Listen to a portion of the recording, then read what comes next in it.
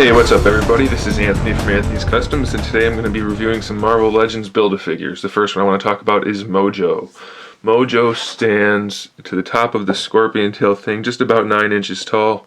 To the top of the yellow regular type of person type head is about 5.5 inches. So it's relatively small, but it's about the right size for the scale, and it's done incredibly well overall. Let's talk about the sculpt first. Why not? Alright, we'll zoom in a little bit so you can see that. As you can see, the face is sculpted really well. It looks really, really nice. The fat body is, it's not just a big smooth blob. It's got some texture to it. It's pretty nice. The little spider chair thing has some nice details. The little Mojo face is on there. Lots of detail on the back part. Little vents throughout the sides. All kinds of wires and stuff on the back. Looks really nice. I should point out while I'm here, the bottom has these little clear peg things. Those are, I guess, so you can have it look like it's floating without the legs touching. I'm not really sure why those are there, but we'll talk about the legs in a minute. And then, of course, the scorpion thing has this. It's nicely sculpted with all these different layers of metal. Looks pretty good, and then the wires continue through to the back of the head. So it's pretty good overall. The tip of the scorpion tail type thing is sculpted pretty well. These things on the front here and these things on the side top area are soft plastic, so they can get warped pretty easily, but they can get pushed right back with some hot water, no problem really. So that looks pretty nice. Overall, it's a decent looking figure. I mean, as decent as Mojo can look, I suppose. The hands are sculpted pretty well. Arms are. Let's talk about articulation while we're there. There's no articulation to the chair thing at all except for the legs. We'll get to those in a second. Let's talk about his arms first. He's got the standard Marvel Legends ball joints in the shoulders. Not a huge range of motion there, unfortunately, but they are there. They do come forward. You can see the disc in there, so it's regular articulation. He's got the bicep swivel. As you can see, underneath the bicep swivel, the paint isn't done. It's like a cheap custom. So that's not very good in my opinion. That should definitely have been painted. But it does have the articulation. Double jointed elbows, which is painted okay inside. Not the best looking elbow joint, but it is there. A wrist pivot, or a wrist swivel, I'm sorry. A wrist pivot, and then a hand pivot as well. The fingernails are painted.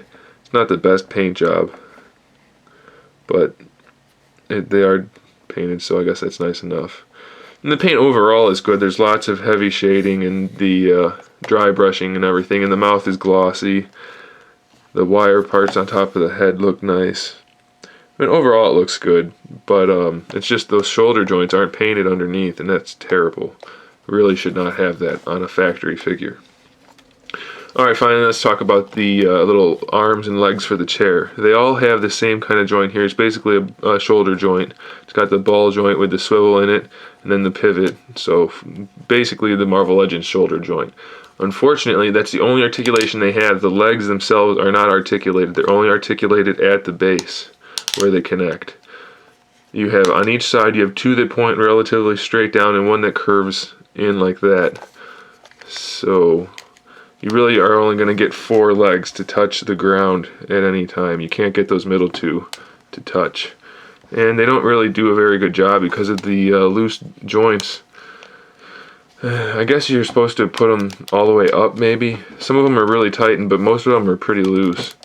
So, and it's kind of flimsy plastic, so it's not really the best situation for posing Mojo. And these don't have any articulation other than where they're connected either, so they don't serve a whole lot of purpose. So overall, the base isn't done as well as it could have been. I think the legs are the weakness for sure. It's really hard to get it to stand right, so maybe that's why they put the clear things on, just so you could fold the legs back like that and just kind of plop it down. But even then, it's not, I mean, it doesn't look good like that, so who wants to have it sitting like that? I don't, personally. I think it's not a good design.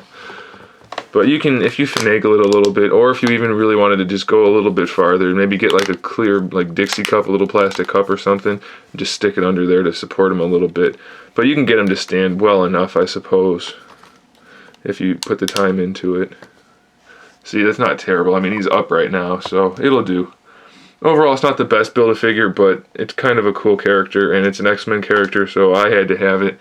It's not a must-have, I won't say that. It is a decent one, though, so if you're an X-Men collector, then it's kind of a must-have. If not, then it's probably a pass. It's not hard to pass up on this one, since it's not a very known character in the Marvel Universe, just for the X-Men specifically. So there you have it. There's the Build-A-Figure Mojo, guys. Thanks for watching. Stay tuned for more videos, and in the meantime, keep collecting.